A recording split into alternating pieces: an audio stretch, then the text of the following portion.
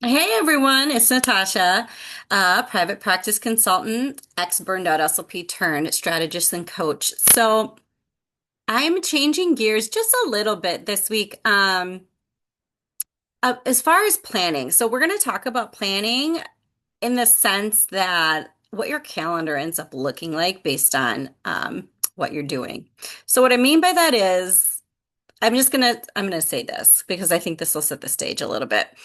So. Everybody, but especially every therapist knows this very well. When you get that email or that text that says, "Do you have anything later or after hours?" And boom, just like that, your evening's gone. If this is happening to you regularly, then this video is for you. So you're not just overworked. In actuality, you are over available. So most private practice owners don't have a burnout problem, they have a boundary problem. So we'll unpack this a little bit without getting into the weeds too much. But the truth is, you you can't scale or sustain a business when you're saying yes to everything else at the expense of yourself.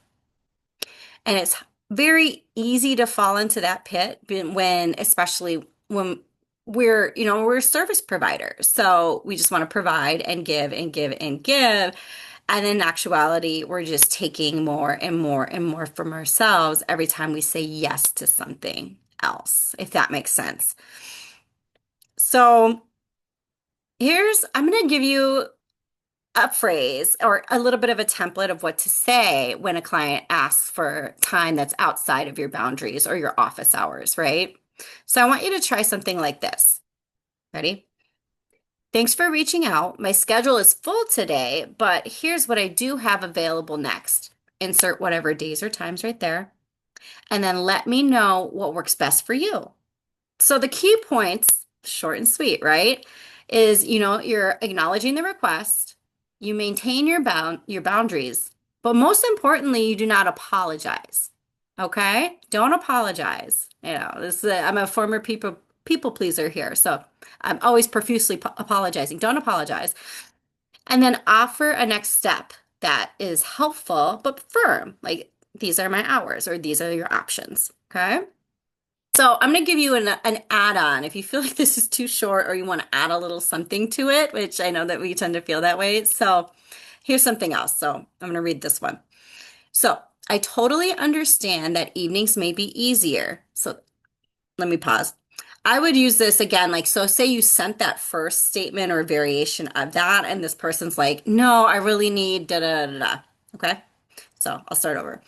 I totally understand that evenings may be easier, but I found that I can show up as my best self for clients when I stick to my working hours. I really appreciate your flexibility. Did you notice? Again, no apologizing, no nothing. So you can either tag that onto that first phrase or that first section, or in a response to someone who's just like, I need like I'm going to be dramatic here, an 8 p.m. appointment or something like that. No, no. I mean, you can, but you're just digging yourself a bigger hole. So just thinking about kind of those two sections, right? What is the common denominator?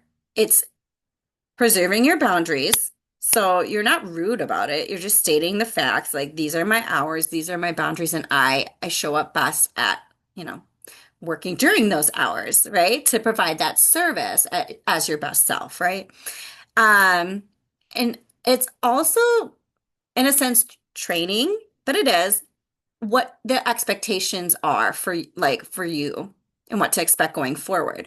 Like going forward, if you continue to work with this client or have this even working relationship with like a colleague, you're not going to perform those tasks or duties outside of whatever the parameters were that you gave or your normal working office hours, or if it's a weekend thing that you're not going to do this on the weekends because that's family time, right?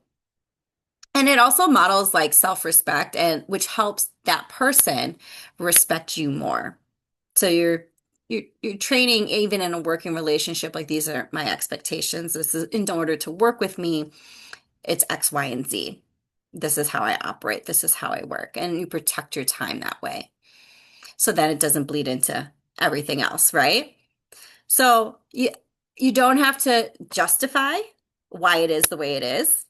That's just how you operate, and you don't have to explain beyond these are the times, these are the dates, right?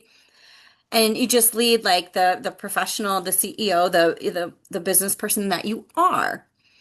So a small shift like this builds long-term sustainability in your business. Again, this could be not even just for clients. This can be, again, for colleagues, contractors, any other working relationship that you have. It's creating those boundaries because at the end of the day, your calendar might end up exploding into something that you don't even recognize. And I know that held true for me for a long time because I said yes to just about everything because I didn't want to be perceived as rude or that I wasn't appreciative of the opportunity. Regardless of what came with it, I said yes, yes, yes. But every time I said yes to something, I was inadvertently saying no to myself, no to my time, no to my priorities, and no, and things just kept falling. And then my calendar continued to explode, and there was so many colors and blocks and things that it just like it made my head hurt to look at it. So, starting with something small are some of these templates that you can use in response to maintain and protect your boundaries and your time. So, if you want more scripts like this and some more information, because again, I just trying to keep it simple and short for these.